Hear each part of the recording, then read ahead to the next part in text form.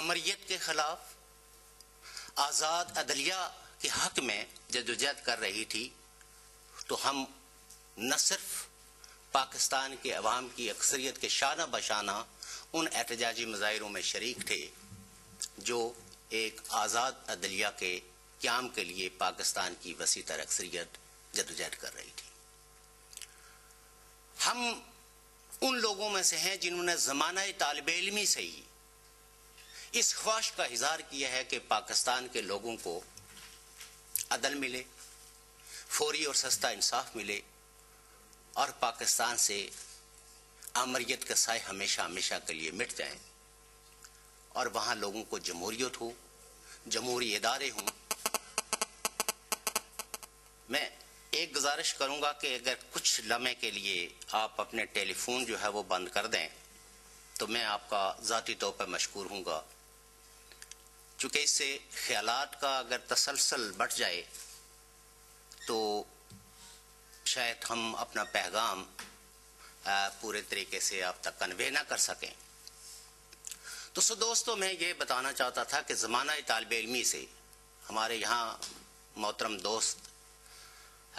خالد حمید فاروقی صاحب یہاں موجود ہیں، اور یہ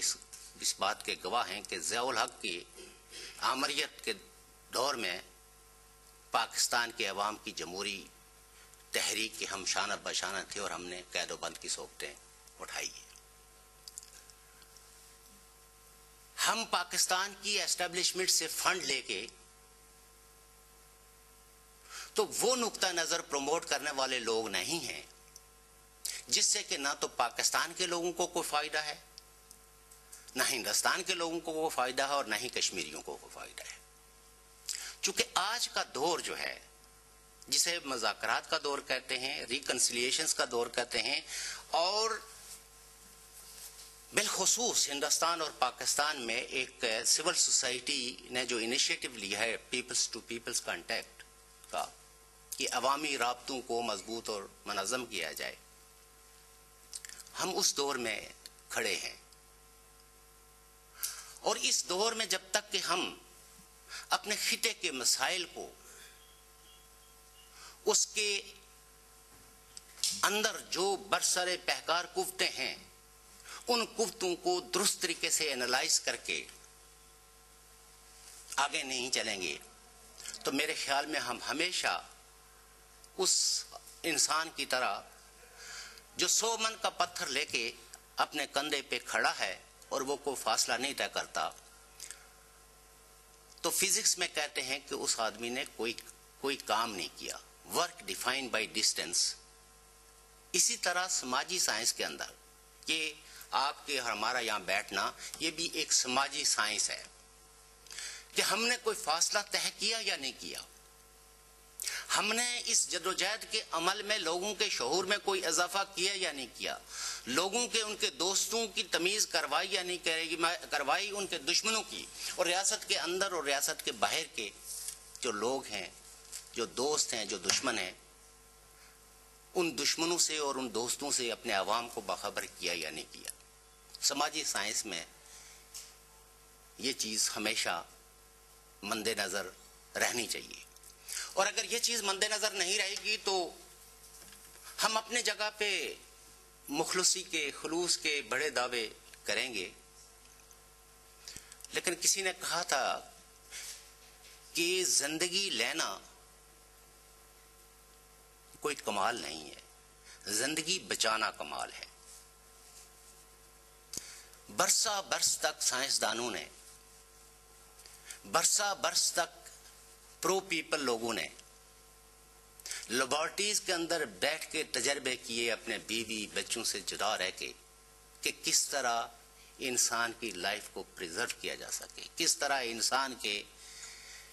جسم کے اندر لگی ہوئی بیماریوں کا علاج کیا جا سکے۔ اور جو معلوم بیماریاں آج ہیں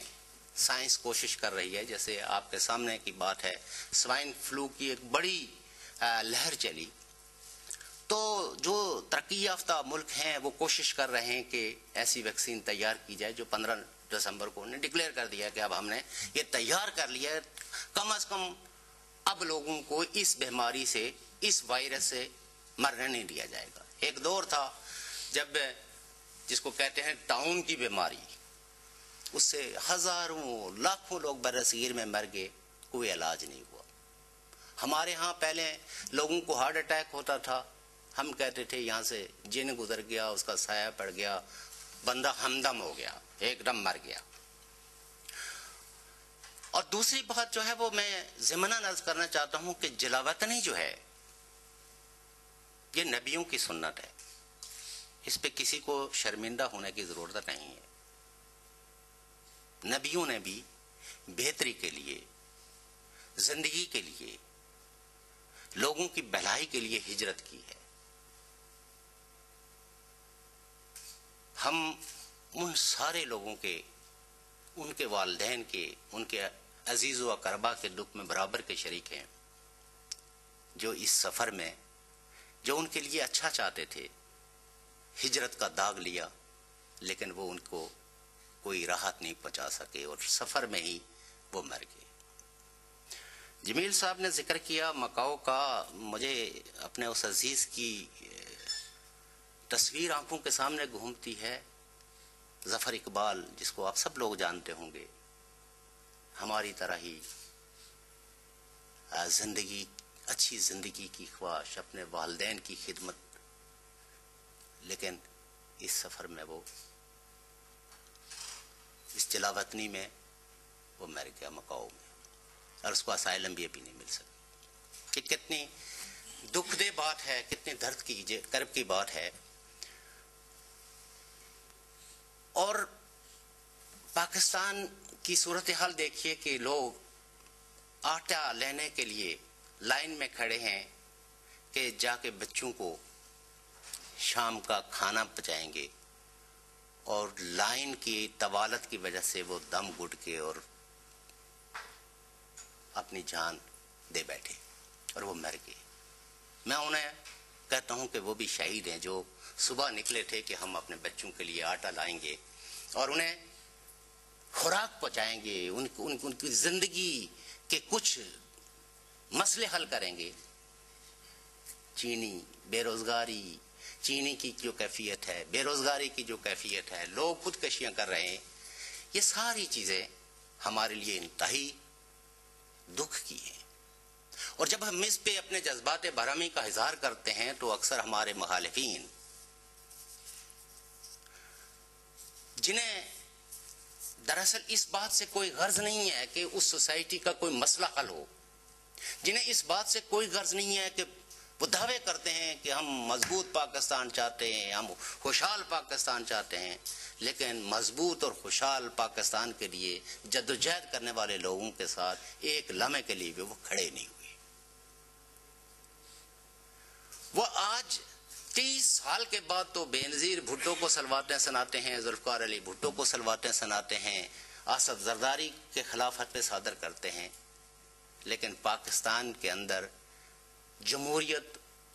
اور جمہور کی آواز کے لیے کھڑے نہیں ہوئے. کشمیر کے اندر میں یہ کہتا ہوں کہ پاکستان کے لوگوں کا وہی دوست ہے جو پاکستان کے اندر جمہوریت چاہتا ہے. پاکستان کا کشمیر کے اندر وہی دوست ہے جو پاکستان کے اندر رول آف لا چاہتا ہے. پاکستان کا وہی سچا دوست ہے جو پاکستان کے اندر جو ہے وہ ایجنسیوں کی بدماشی کے خلاف آواز حق بلند کرتا ہے. وہ لوگ جو ایجنسیوں کے اشاروں پہ ناچتے ہیں اور ہزاروں لاکھوں انسانوں کو قربان کرنے کے بعد اپنی جان صرف یہ کہہ کے چھڑا دیتے ہیں کہ ہمیں فلاں کے دور میں یہ ہوا تو فلاں کے دور میں یہ ہوا. ایک لیڈر تنظیم کا جو ہے اس کو یہ ذمہ داری قبول کرنے چاہیے کہ وہ کل بھی نائل تھا اور آج بھی نائل ہے، چونکہ یہ تنظیم کے لیڈر کی ذمہ داری ہوتی ہے کہ وہ اپنے کارکنوں کو، اپنی پارٹی کو، اپنے لوگوں کی بہتری اور بھلائی کے لیے اگر اس کا پروگرام ہے تو اس کو ناکامی سے ہمکنار نہ ہونے دے بلکہ فتح مندی سے ہمکنار کرے. لیڈر کی دانش اور فکر یہی ہوتی ہے. تو 29 اگست کا جو پیکج ہے ہم پارٹلی اور پارشلی اس کو ویلکم کہتے ہیں. مثلا برسہ برس تک یعنی 60 سالوں سے ہم پاکستان کے ارباب اقتدار کو کہتے تھے کہ ان علاقوں کا تاریخی نام گلگت بلتستان ہے. جیسے آج صوبہ سرحد کے اندر پیپلز پارٹی بھی, ANP بھی, MQM بھی, ساری پولیٹیکل پارٹیز کہتی ہیں کہ اس علاقے کے اندر رہنے والے لوگ جو ہیں ان کی بھی اپنی ایک شناخت ہے, اور اس شناخت کا نام ہے پشتونخوا یا